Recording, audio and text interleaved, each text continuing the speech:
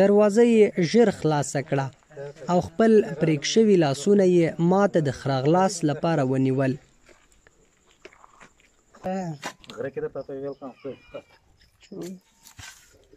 شپږ دېرش کلن عبدالخالق په دواړو لاسونو معیوب او د لغمان ولایت د کټل سیمې اوسیدونکی دی.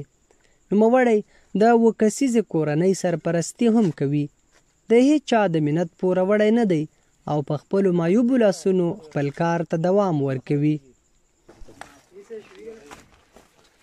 9 کاله وړاندې یې د خپل کار په ساحه کې د برېښنا د مزو د جنګېدو له امله خپل دواړه لاسونه له لاسه ورکړل او له یو روغ انسان څخه په معیوب بدل شو.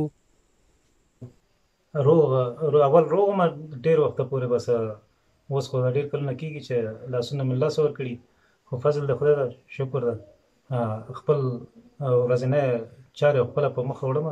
نوموړی د سختو درندو کارونو سره علاقه لري او زړه یې غواړي چې د روغ انسان په څیر شاقه کارونه ترسره کړي، خو د دې ترڅنګ پرته له ګوتو کولی شي ګرځنده تلیفون ته هم ځواب ورکړي.